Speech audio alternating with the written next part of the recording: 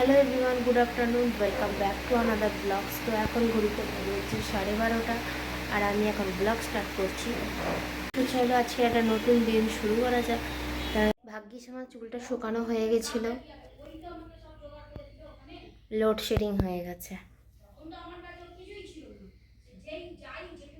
মানে পাখাটা পাখা শুকিয়ে বলছি, মাথাটাও গেছে। চুলটা শুকিয়ে ঘর থেকে বেরিয়েছি, বেরিয়ে দিদির কাছে গেছিলাম, দুটো কথা বলছি আর ফট করে লাইটটা অফ হয়ে গেছে। দিদি একটু কিছু খাবে, তো আগে দিদির খাবারটা একটু করে দিই। চা খাবে মনে হয় বললো, হ্যাঁ চা খাবে, তো চাটা আগে করে দিই, তারপরে রান্নাবান্না শুরু হবে। দিদি ডাল করে দিয়েছে, মা ভাত বসিয়ে দিয়েছে, আর বাবা বলেছে কুদ্রুকি ভাজা খাবে, আর এখানে মাছ রয়েছে, মাছটা হবে। আর আমাদের কি তরকারি হবে দেখছি। আমার কনস্ট্যান্ট দাঁত দিয়ে জল কেটেই যাচ্ছে, হ্যাঁ। আর এইখানটা দিয়ে রস কাটছে, এবার এখানটা ফুলে আছে, বোঝা যাচ্ছে। এটাতে এখানটাতে ব্রণের জন্য ফুলে গেছে, বাট এইটা স্পষ্ট বোঝা যাচ্ছে। ব্রণটা ঠিক হয়ে গেলে একটু ঠিক হয়ে যাবে, বাট এইটা স্পষ্ট বোঝা যাচ্ছে। তো ঘরে ভাত, ডাল আর মাছ রাখা আছে, দেখিয়ে দিচ্ছি। এবারও ঠিক করে মাছ আছে, ভাত আছে। তো ঘুম থেকে উঠে গাছে জল দিতে চলে এসেছি। গাছে আমি হঠাৎ করে জল দিতে আসিনি, মা বলেছে বলে গাছে জল দিতে এসেছি। হ্যাঁ, আমাকে কাজ বললে আমি কাজ করি, নাহলে আমি কাজ করি না, আমি এদিক ওদিক ঘুরে বেড়াই, সেটাই লোকে ভাবে। আর চট করে আমি গাছে জল দিতে আসি না, ঠিক কথা, কিন্তু যখন মানে দিয়ে দিই গাছে জল। তো মা বললো গাছের মাটি ফেটে যাচ্ছে এই গরমের চোটে, বৃষ্টি বৃষ্টি হলে ঠিক আছে, তুই একটু গাছে জল দিয়ে দে। তো আমি গাছে জল দিয়ে নিচে চলে এসেছিলাম। তো এখন ঘড়িতে বাজে হচ্ছে রাত্রির 12:22, আর আমার খাওয়া দাওয়া হয়ে গেছে। এবার আমি ব্লগটা এডিটিং করব। আর আজকে যদি একটু এইটুকুনি পার্সেন্টও কারণ আমার ব্লগটা ভালো লেগে থাকে, অবশ্যই লাইক করো, কমেন্ট করো, শেয়ার করো, সাবস্ক্রাইব করো, পাশে থাকা বেল আইকনটা ক্লিক করে দিয়ে আমার সঙ্গে দেখো। আজকে খুব অবস্থা আমার সন্ধ্যের পর থেকে খারাপ হয়ে গেছে। তার কারণ হচ্ছে তখন কটা 4:45 হবে, হ্যাঁ 5টা, 4:45, 4:50 কি 52। তো দিদি এসেছিলো, দরজা খুলে দিলাম।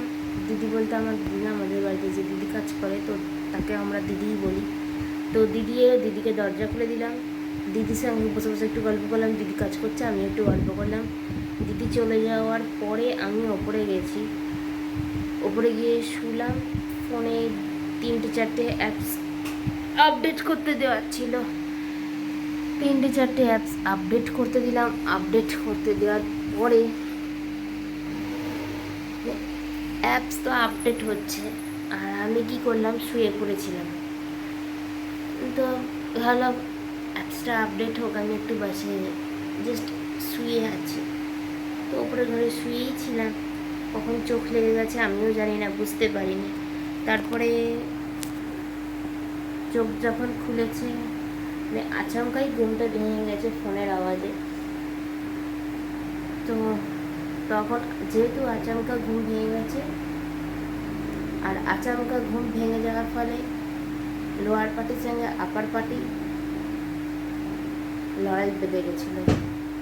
বুঝে নাও কী হয়েছে, মানে আচমকাতে আমিও চমকে গেছি, আর দুটো পার্টির সঙ্গে মারামারি হয়ে গেছে। তো যাই হোক, তারপরে এই পাশে পাশ করতে করতে শুয়ে পড়েছিলাম। ঘুম থেকে উঠলাম 6:40, দিয়ে তারপরে নিচে এসেছি 7:30 সময়, 7:10-20 এসেছি নিচে এসেছি। দিদি চা করে দিয়েছে, চা নিয়ে ওপরে গেলাম, চা খেলাম। চা খেয়ে তারপরে নিচে চলে এসেছিলাম বাবার খাবারটা করতে, চিড়ে ভাজা। তো চিড়ে ভাজা করে আবার ওপরে বাবাকে দিয়ে নিচেই বসেছিলাম।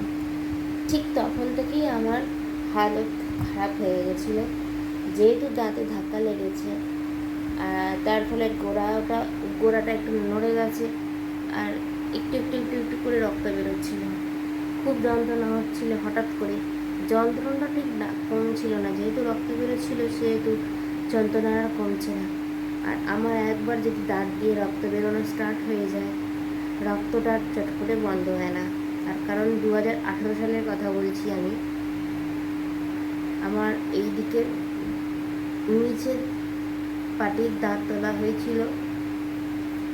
তো সে দাঁতটা তুলতে গিয়ে ইঞ্জেকশন দিয়েছিল। ইঞ্জেকশন দেওয়ার পরেই আমি সেন্সলেস হয়ে গেছিলাম। দিয়ে সেন্স এসেছে আর আমার দাঁতেরও সেন্স চলে এসেছে। ঠিক আছে, ইঞ্জেকশন দেওয়া না দেওয়া দুটোই সমান হয়ে গেছে। আমার ইঞ্জেকশন দেওয়া বারণ ছিল আর ডাক্তার ইঞ্জেকশানই দিয়ে দিয়েছে ডাক্তারকে বলে দেওয়ার পরেও। তো ইঞ্জেকশান দিয়েছে, ইঞ্জেকশান দেওয়ার পরেই আমি সেন্সলেস হয়েছি। আর ঠিক যখন সেন্স এসছে তার সাথে সাথে আমার দাঁতেরও সেন্স এসছে। তখন আমি এতটা বুঝতে পারিনি যে হ্যাঁ আমার দাঁতের সেন্স চলে এসছে। তো এবার দাঁতটা তো মানে হাতুড়ি ফাতুড়ি যা ওদের যা সরঞ্জাম থাকে সেই দিয়ে তুলছে, একটু একটু করে বুঝতে পারছিলাম পুরোপুরি। তারপরে আমি বুঝতে পেরে গেছি আমার দাঁত তোলা হচ্ছে। আর ঠিক তারপরে ব্লিডিং কাকে বলে ধারণার বাইরে। মানে ডাক্তারের সঙ্গে সঙ্গে ডাক্তারের সাথে যে থাকে হেল্পার, সেও অটোমেটিক ওষুধের স্প্রে নিয়ে রেডি হয়ে গেছে। ডাক্তার দাঁত তুলছে আর উনি আমার দাঁতে ওষুধ দিচ্ছে যাতে রক্তটা বন্ধ হয়। মানে একদিক দিয়ে দাঁত তুলছে আর একদিক দিয়ে ওষুধ দিচ্ছে, এইরকম ব্যাপার হয়ে গেছিলো। তো যাই হোক, কিছু করার ছিল না। সেই তো তার কিছুক্ষণ পরে রক্তটা বন্ধ হয়েছিল। তুলোর মধ্যে ওষুধ দিয়ে দাঁতে দিয়ে দিয়েছিল, বলেছিল যে দাঁতটা চিপে রাখতে যাতে তুলোটা যাতে না বেরিয়ে আসে, তার সাথে সাথে তাহলে রক্তটাও বেরিয়ে আসবে। তো মাঝরাতে দাঁত থেকে খুলে পড়ে গেছে, তখন শীতকালের কথা বলছি। তো মেঝেতে শুতাম আমরা বিছানা করে, আমি আর মা। এবার এই ঘরেই শুতাম। তো কী হয়েছে, এই পাশ ফিরে মানে এই যে ডান দিকে পাশ ফিরে শুয়েছিলাম এরকম করে, আর এই দিকেরটা তুলোটা কোনো এক সময় খুলে বেরিয়ে গেছে। কিছু হয়নি, রাত্রিলে একটু একটু রক্ত বেরোচ্ছিল। বাড়ি আসার পরে রক্ত বেরিয়েছিল। ডাক্তার বলেছিল নালের সঙ্গে যখন রক্ত বেরোবে রক্তটা ফেলবি না, গিলে নিতে। এবার একটা ঘৃণা লাগে না, এই ফেলেই যাচ্ছি। দাঁতে একটু একটু যন্ত্রণা হচ্ছিল, কিছু করা ছিল না। আমাকে পেনকিলার দেওয়াও বারণ ছিল, তাও আমি কষ্টের জন্য এইটুকুনি পেনকিলার খেয়েছিলাম। রক্ত বেরিয়ে যাচ্ছে কোনো রকমে। তারপরে একটু হলেও বন্ধ হয়েছিল। সেদিনকে কিছু আর খাইনি, আইসক্রিম খেয়েছিলাম মনে হয়, ঠিক আমার মনে পড়ছে না। তো রাত্রিবেলা শুয়ে পড়েছিলাম, মাঝরাত্রিরে খুলে গেছে তুলোর সঙ্গে রক্ত বেরিয়ে গেছে। আর আবার একটু একটু করে রক্ত বেরোচ্ছিল, দিয়ে তারপরে তো ঠিক হয়ে গেছিলো। এবারে দাঁত তোলার আগেই রক্ত বেরিয়ে যাচ্ছে। আমি তো টেনশানে পড়ে যাচ্ছি, মানে টেনশান ঠিক বলবো না, বাট ভয় লাগছে একটা। মানে একটু একটু একটু করে যতবার দাঁতে লাগছে ততবার গোড়াতে মানে গোড়াতে যেহেতু লাগছে যার জন্যই রক্তটা বেরোচ্ছে। তো আজকেও রক্ত বেরিয়েছিল, আমাদের পেস্টটা দিয়েছিলাম বলে রক্তটা বন্ধ হয়ে গেছিলো। তো সে কারণে পুরো আমার মাথা পুরো ধরে নিয়েছিল। এখন মাথা হিট হয়ে আছে পুরো এই জায়গাটা, যেহেতু যন্ত্রণা হচ্ছে। তো আমাকে দিদি বলছে তো দাঁতে যন্ত্রণা, তাহলে মাথায় কেন যন্ত্রণা হচ্ছে? এলাম দাঁত থেকে কান, কান থেকে মাথায় হয়, তো সেটাই হয়েছে।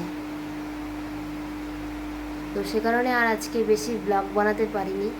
তো আজকের ব্লগটা যদি তোমাদের ভালো লেগে থাকে একটু তো লাইক করে দিও। তো টাটা এভরিওয়ান, গুড নাইট, ভালো থেকো এবং সুস্থ থেকো আর সাবধানে থেকো। দেখা হবে নেক্সট ব্লগে। টাটা।